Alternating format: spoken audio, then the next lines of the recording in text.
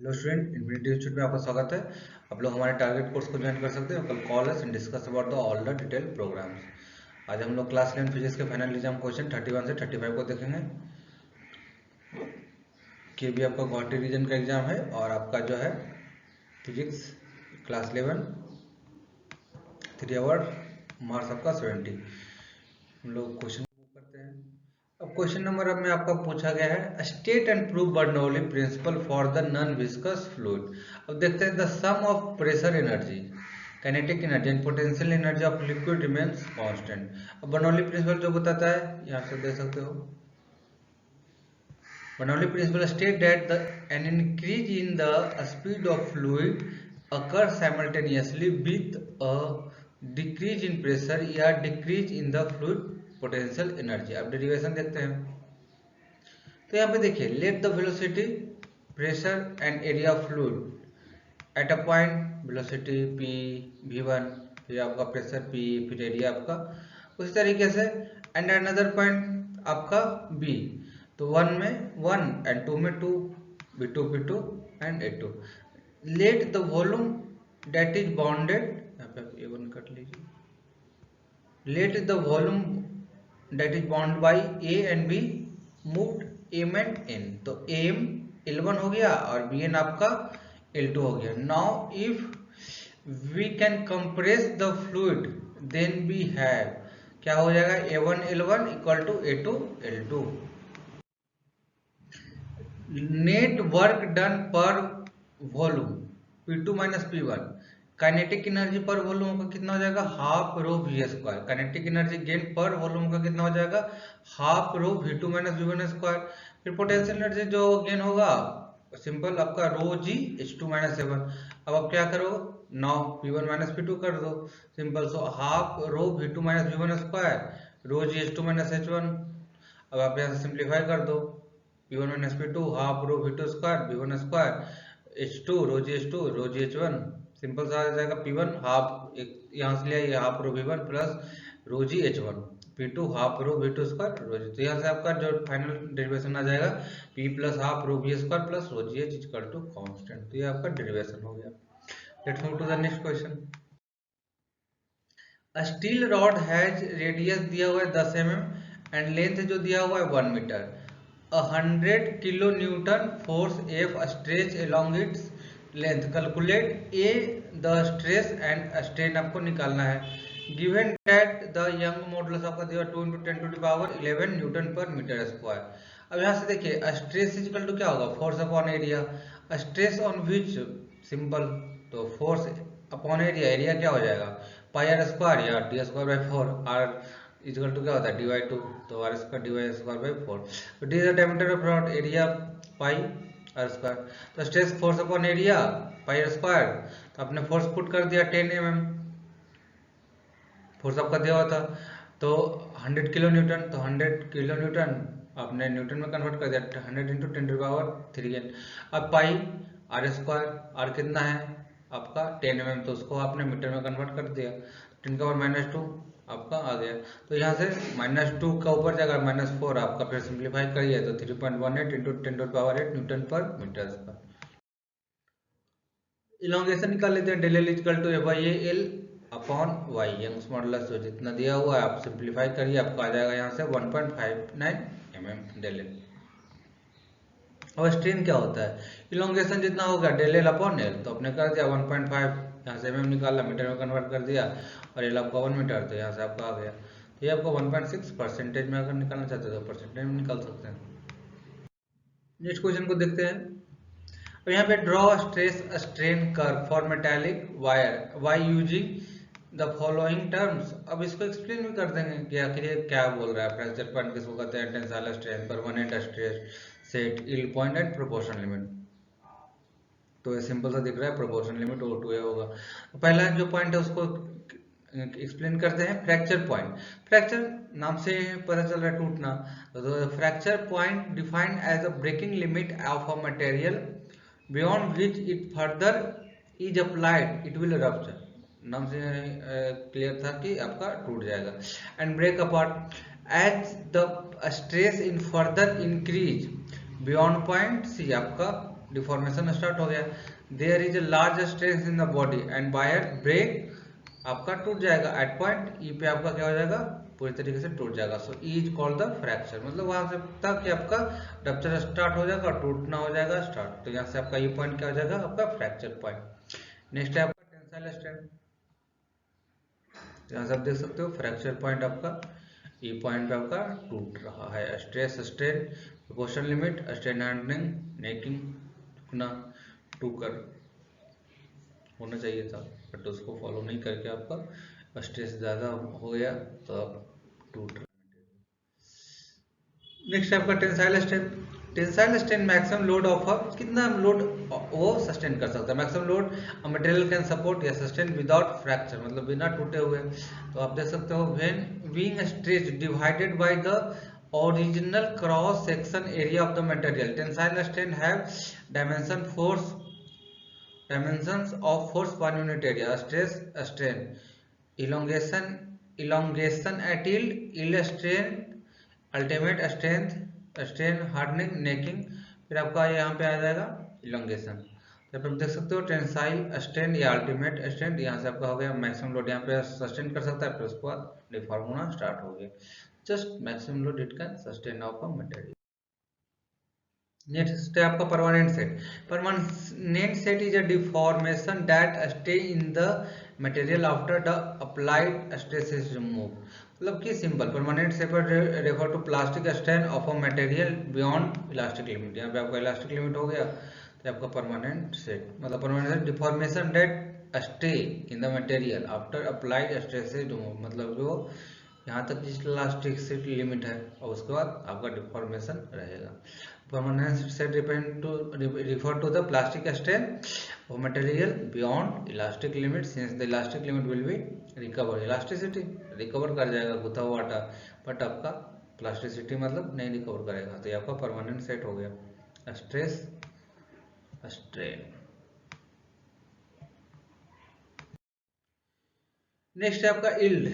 Yield मतलब निकलना, तो yield point of point on a stress strain curve that indicate the limit of plastic behavior and the beginning of plastic behavior, the stress beyond which material become plastic। तो stress F अपन है, तो आपका क्या है गया yield point, तो यहाँ से आपका इल्ड पॉइंट हो गया बी जो yield point plastic point.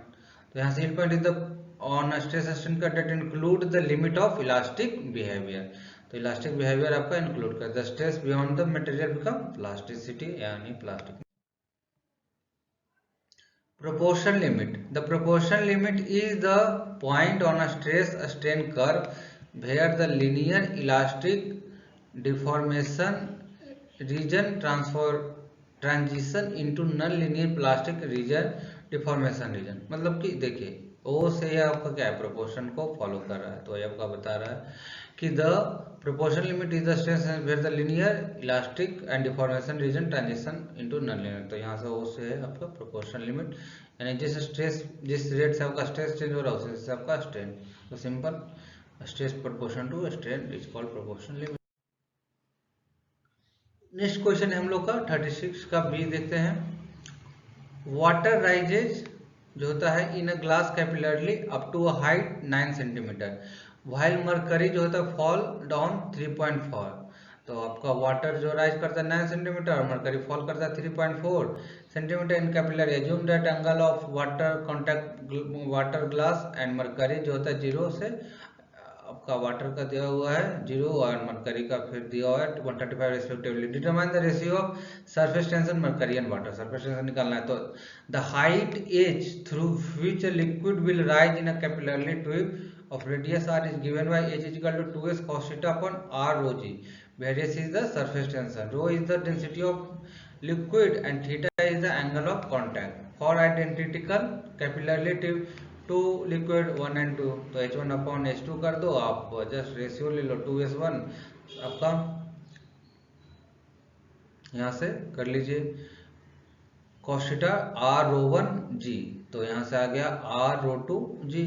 Simple आपने क्या किया जस्ट रेशियो लिया, ऐसे ही आपका सरफेस टेंशन है रेडियस रो आपका डेंसिटी, तो H1/H2। अब यहाँ से क्रॉस मल्टीप्लाई कर लो, सरफेस टेंशन H1/H2, H1/H2 जो दिया हुआ हाइट 9 और 3.4, cos 135 cos 190 प्लस 45 कर लो, cos 90 प्लस थीटा क्या होता है माइनस sin थीटा, इसलिए माइनस 0.7 माइनस माइनस आपका क्योंकि नीचे है निगेटिव डाउनफॉल, तो इसलिए निगेटिव माइनस माइनस एलिमिनेट हो गया, तो H1/H2 आपका यहाँ से सिंप्लीफाई करके 7.23 आ गया। सिंपली इसको और एक और तरीके से लिख सकते हैं, H/2t cos θ/r हो जी, सिंपल वही चीज़ है, तो जस्ट जब पहले पुट कर दो आपका 7.23 आ जाएगा, तो just put the value will get the answer whatever the term. Next question है derive expression of potential energy and kinetic energy of a simple harmonic oscillator so that total energy of SHM remain conserve. So देखते हैं, if an object is under oscillation motion and at any point force acting on it proportion to its displacement from equilibrium position, then such oscillation motion is called SHM। SHM आपका simple harmonic motion, ए आपका minus omega square Y, तो आप ये physical to M में put कर दीजिए, M add कर दीजिए, मल्टीप्लाई कर दीजिए, तो now work equal to F into d s, simple percent displacement, F d by cos 180, तो यहाँ से आप because displacement and acceleration are in opposite direction, तो आपका 180 आ गया। वर्क इंटीग्रेट कर दीजिए, minus m omega square y d y, तो वाई का क्या हो जाएगा इसका power n plus one upon n plus one, तो m omega square y square by 2, N आपका 1 है, तो वाई स्क्वायर बाई 2 आ गया। Use standard form of SHM y equal to a sin omega t plus minus 5, तो आपका work आ गया m omega square a square by 2 sin square omega t plus minus 5। We know the potential energy is work done stored in system, potential energy W equal to m omega square a square by 2 sin square omega t plus minus 5। लेकिन kinetic energy यहाँ पे v square, v is the velocity, we know v is equal to omega a cos, ये क्या होता है amplitude simple सा, omega t plus minus 5, so kinetic energy आपको क्या आ जाएगा m omega square a square 2 cos square omega t plus minus 5, तो टोटल एनर्जी क्या आ जाएगा आपका kinetic energy plus potential energy आप कर लीजिए, तो आप समेशन कर लीजिए m omega square a square by 2 cos square omega t plus minus 5 m omega square a square by 2 sin square, अब sin square theta plus cos square theta क्या होता है 1 हो जाता है, तो यहाँ सर लिख लीजिए 1 m omega square a by 2 equal to constant है, total energy of the is conserve या constant. Kinetic energy potential energy oscillation का आपका ग्राफ है, एनर्जी एक्सचेंज है simple harmonic motion, crest true follow करेगा। नेक्स्ट क्वेश्चन है a sound wave travelling in a string describe in which numerical constant आपका दिया हुआ है, कैलकुलेट एम्पलीट्यूड, तो एम्पलीट्यूड आपका ये हो जाएगा, so r is equal to 0.005 m, so ये आपका ये हो गया, तो ये आपका एम्पलीट्यूड हो जाता है, ये इज द एम्पलीट्यूड, ये आपका एम्पलीट्यूड 0.005। जस्ट आप क्या करिए कोरिलेट करिए, वेवलेंथ 2 पाई बाई लैम्डा 80, तो पाई बाई 2 से 40, पाई बाई 40 इंटू आप देख लीजिए मीटर में, उसको सेंटीमीटर में कन्वर्ट कर सकते हैं, तो pi by 40 into 100 centimetre 7.85 centimetre में आ गया, तो जस्ट आपको सिंप्लीफाई करना है टू गेट सम आपका इंटीजर वैल्यू, नहीं तो डेसिमल में आएगा, सो आपका यहाँ से हो गया वेवलेंथ निकाल दिया आपने 7.85, अब आपका है time period 2 pi by T 3, so T equal to 2.09 second, फिर फ्रीक्वेंसी 1 बाई टी कर दीजिए 0.48 हर्ट्ज आ गया। सो सिंपल क्वेश्चन है, simply you just correlate it and get the analysis and get the result, get the value. Let's move to the next question, और का कर लेते हैं। Define stationary wave, discuss stationary wave in open pipe, तो simple stationery wave क्या हो जाएगा जो स्थिर stagnant, standing wave also known as stationary wave is a wave which oscillate in time but whose peak amplitude profile does not have move in space. The peak amplitude of the wave oscillation at any point in a space is constant with time. The oscillation जो होगा आपका यहाँ से देख सकते हैं at different point throughout the wave are in phase, different point में phase में ही है। तो location at which the absolute value of the amplitude is minimum are called nodes. Nodes आपका ये पॉइंट आ गया, तो minimum called the location at which the absolute value of the amplitude is called nodes, and the location at where the value of the amplitude is maximum, तो यहाँ से maximum बन गया, तो ये आपका एंटी नोड। देख सकते हो the figure show a possible sinusoidal standing wave, the different line shown the standing wave different moment in time. There are 4 nodes and 3 antinodes shown. There are other nodes modes of vibration of this medium which at a different frequency different number of nodes and antinode could be obtained। Simple move जैसा करेगा वैसा। अब open pipe देखते हैं, organ pipe, a hollow wooden या metallic tube used to produce sound is called organ pipe. It is wind instrument such as flute, whistle, violin आपका etc. Their air column it set into vibration blowing air into from one end. If both ends of the pipe are open it is called open organ pipe. Float open organ pipe देख लेते हैं, ये हो गया आपका stationary wave in open pipe, lambda equal to 2L. When air is blown into open organ pipe, air column vibrates in fundamental mode as shown in figure. Antinodes are formed at the end and a node is formed in the middle of the pipe. If L is the length of the pipe, L is equal to lambda 1 by 2 या lambda 1 upon equal to 2L. Simple cross multiply आपने कर दिया।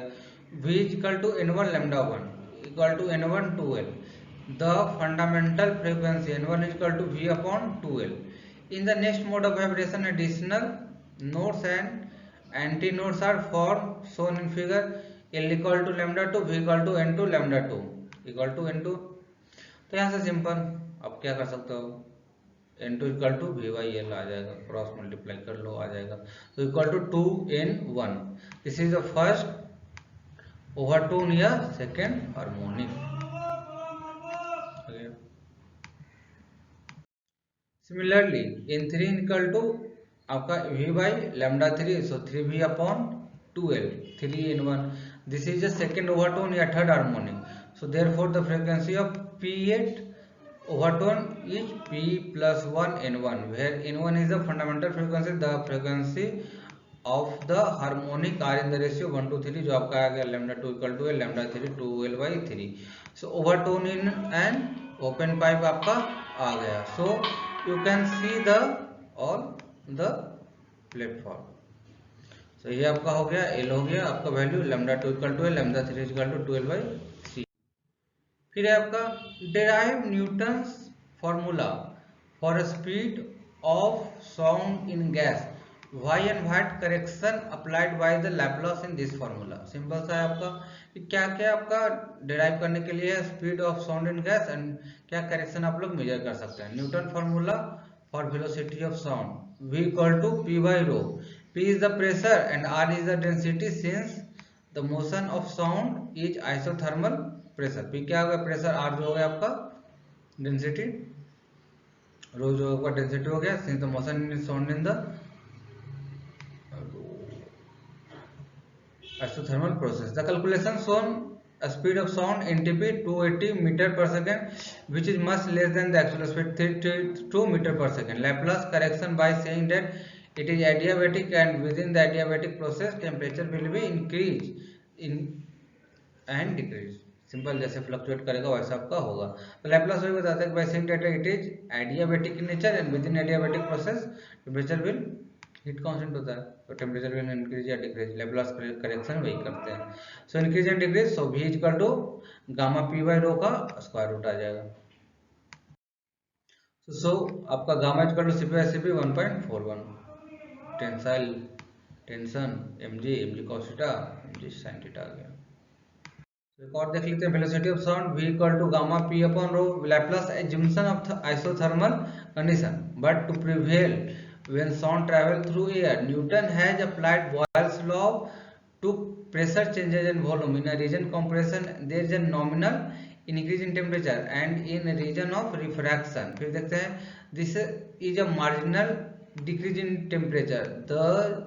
These changes in pressure rapidly and in a poor conductor of heat, thus equalization of temperature. फिर होता है among the different region was improbable.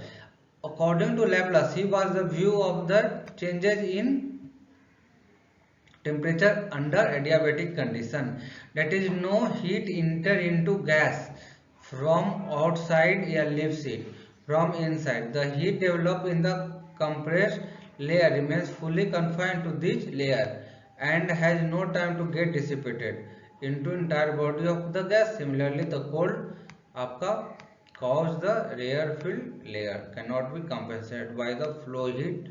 तो simple आपका adiabatic रहता है, कंसीडर वही आपका करेक्शन करते हैं.